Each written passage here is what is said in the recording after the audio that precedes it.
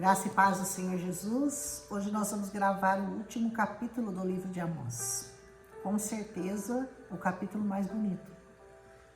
Quase todos os profetas acontece isso, né?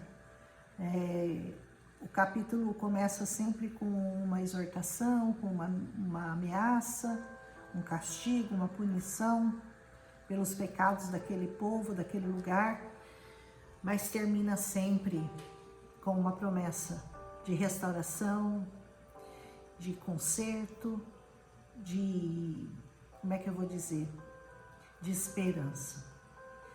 Então, a gente aprende com esses profetas que ainda que o Senhor esteja nos alertando, nos corrigindo, às vezes até nos castigando, ou permitindo que nós passemos por situações que são fruto da nossa colheita, e Ele permite, porque Ele não pode impedir a colheita de cada um, a colheita individual, né?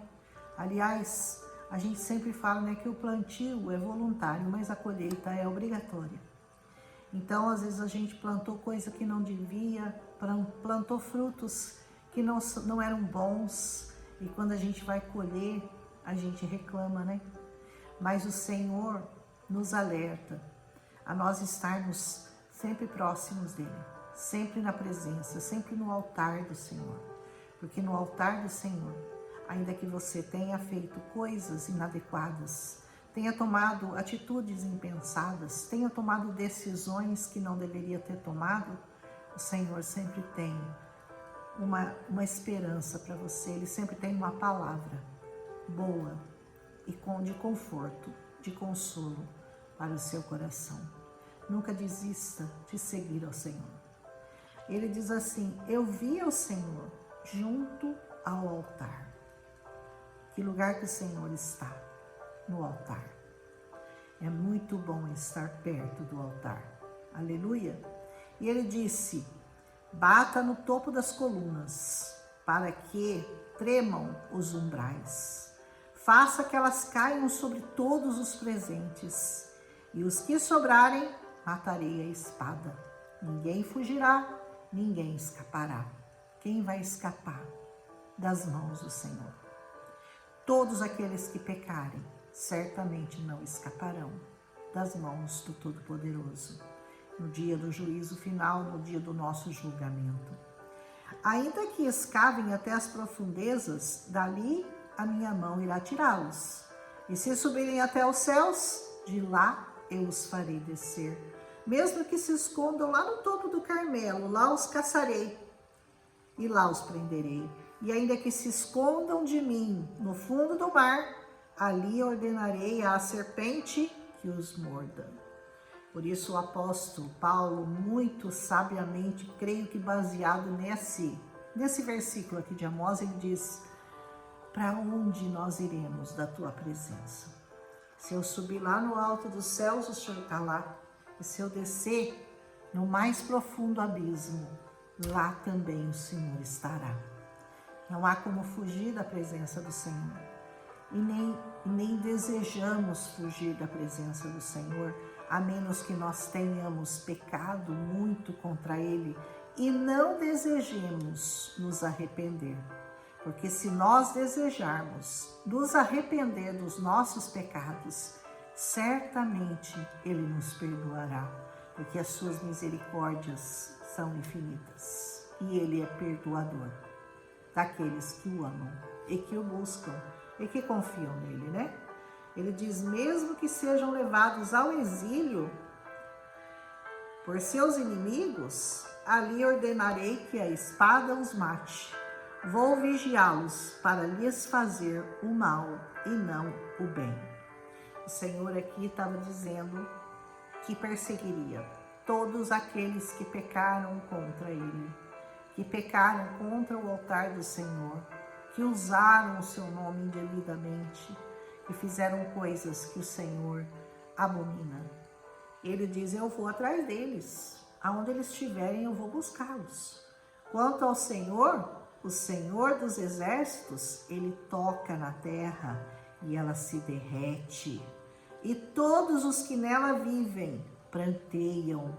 Ele ergue toda a terra como o Nilo como se fosse o rio Nilo, e depois ele afunda como o ribeiro do Egito. O Senhor faz como Ele quer. Ele levanta, Ele abate, Ele é poderoso. Ele constrói suas câmaras altas e firma a abóbada sobre a terra. Ele reúne as águas do mar. Imagina você reunir as águas do mar, pouquinho, né? Só um pouquinho de água. Imagina, ele fala, ele reúne as águas do mar como se ele pegasse um baldinho de água. Todas as águas do mar, ele consegue reunir com as mãos. Ele reúne as águas do mar e ele as espalha sobre a superfície da terra. O Senhor é o seu nome. Aleluia! Vocês, israelitas, não são para mim melhores do que os etíopes. Olha que coisa, né? Porque eles se achavam, né? Povo escolhido, povo eleito, conosco não acontece nada porque nós estamos debaixo da proteção do Senhor. Verdadeiramente estão, como todos nós estamos, debaixo da proteção do Senhor, de todos aqueles que se abrigam no Senhor. Então, como eles estavam muito confiantes, né? Com a gente não acontece nada, imagina, o Senhor abriu o mar para nós passarmos, o Senhor nos guiou no deserto por 40 anos, o Senhor cuida de nós. E verdadeiramente Ele faz isso. Mas ai de você, se mesmo Ele tendo cuidado de você, como cuidou dos israelitas, você o desprezar, você pecar contra Ele, é pior para você a sentença.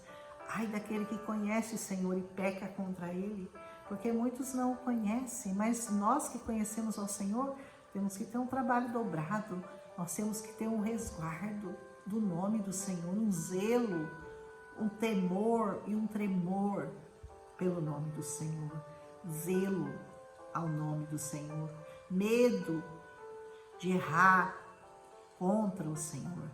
E diz que o temor ao Senhor é o princípio da sabedoria. Se você não teme ao Senhor, você não é sábio. Você tem que temer ao Senhor e não pecar contra Ele, se guardar de todas essas coisas más que estão em nós, do nosso inimigo que somos nós mesmos, né? Ele diz assim, vocês israelitas não são melhores do que os etíopes, declara o Senhor. Eu tirei Israel do Egito, verdade, eu tirei, mas também tirei os filisteus de Cator, eu tirei os arameus de Quis, eu também ajudei eles, eu não ajudei só vocês. E o Senhor aqui estava pegando pesado com Israel, né? Sem dúvida, os olhos do Senhor, o soberano, se voltam para este reino pecaminoso. Você tem que tomar cuidado com o pecado, porque o reino pecaminoso, independente de você ser um eleito, de você ser um escolhido, de você ser um separado para o Senhor, se você peca, você cai nessa condenação, reino pecaminoso. E o Senhor não tolera o pecado, principalmente aqueles que o conhecem, sabem que o Senhor julgará o pecado de toda essa terra. Eu os varrerei da superfície da terra, mas não destruirei totalmente a descendência de Jacó. Declara o Senhor, não vai destruir totalmente todos, porque existem aqueles que não pecaram. Porque você faz parte de um mundo pecaminoso, não significa que você pecou como eles. Então o Senhor vai fazer assim, ó. Pois eu darei ordem, sacudirei a nação de Israel entre todas as nações, como o trigo. Faz assim, ó. Faz assim. Abana não, como é que faz? Pega o trigo é abanado numa peneira. Pega uma peneira e fica jogando para cima. Aquilo que sai fora, porque não é trigo bom, aquilo lá que não faz parte, esse vai cair por terra. Mas o trigo mesmo, ele fala, nenhum grão cai na terra. Ele vai cuidar de você, trigo. Se você é trigo e não joio, saiba que o Senhor vai peneirar e o Senhor vai cuidar daqueles que são dele. Ele está dizendo isso. Todos os pecadores que há no meio do meu povo morrerão à espada. Todos aqueles que dizem, a desgraça não nos atingirá e nem nos encontrará. Eu estou no altar do Senhor. A desgraça não chegará até mim. Ai de você, se você estiver enganando, se você estiver pecando, se você estiver usurpando daquilo que é do Senhor, a espada do Senhor vai te alcançar. É o que está dizendo esse capítulo. Mas em compensação, os que estiverem livres, mesmo no meio de todo um povo pecaminoso, mas que não tiver pecado contra o Senhor, esses escaparão da ira do Senhor. Naquele dia levantarei a tenda caída de Davi, consertarei o que estiver quebrado, restaurarei as suas ruínas, eu a reerguerei para que seja como era no passado. Aqui é uma promessa, né? Para aquela geração davídica, aquela geração de Davi, aquele povo remanescente do rei Davi. E daqui saiu a geração de Jesus Cristo, que não ficaria limitado só àquele povo, que atingiria todos os povos. Ele diz assim: dias virão, declara o Senhor, em que a ceifa continuará até o tempo de arar, e o pisar das luvas até o tempo de semear. Vinho novo gotejará dos montes e fluirá de todas as colinas. Sabe que o meu pastor certa vez recebeu essa promessa aqui do Senhor, né? De que nós, é como se assim, o ceifeiro, o que está arando, já encontra com aquele que está colhendo. Como é que pode, né? Tá arando e já está colhendo, está arando e está colhendo. É um tempo de muita fertilidade, é um tempo de muita rapidez, as coisas fluindo muito rápido na vida daqueles que o Senhor ama. E sabe o que ele disse ao Senhor? Porque nós precisávamos fazer a nossa igreja, a Igreja Filadélfia, precisava ser construída em pouco tempo. E era uma igreja muito, muito grande, não haveria humanamente condições de ficar pronta no tempo que nós tínhamos para construir.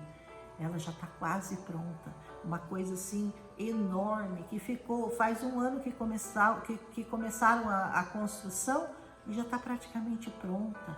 Mutirões e mutirões, ajuda e mais ajuda e mais ajuda, e o Senhor entrando com providência, e meu pastor vai até escrever um livro sobre isso. Começou com essa promessa aqui, desses dias que viriam, tempos de fartura, tempo de colheita, que você, ao mesmo tempo que você está arando a terra, você já está colhendo o fruto, de tão rápido que seria.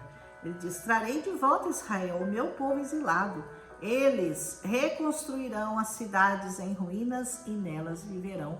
É o que vai acontecer com Israel. Vai ser reconstruída no piscar de olhos. Ele diz assim: plantarão vinhas e beberão do seu vinho, cultivarão pomares e comerão do seu fruto. Tudo ao mesmo tempo, tudo muito rápido, tudo acontecendo ao mesmo tempo. Plantarei Israel em sua própria terra, para nunca mais ser desarraigado da terra que lhe dei, diz o Senhor, o seu Deus. E quando o Senhor fala de nós, do povo de Israel, Ele nos inclui, para que o meu povo conquiste o remanescente de Edom. Sabe o que é o remanescente de Edom? É o remanescente da humanidade. Edom representa toda a humanidade. É o remanescente de todas as nações que o Senhor quer juntar. Consertarei o que estiver quebrado, restaurarei as suas ruínas, eu a reerguerei, para que seja como era no passado. Tudo será reconstruído, tudo será refeito de uma maneira muito rápida, como o Senhor quer trabalhar na nossa vida.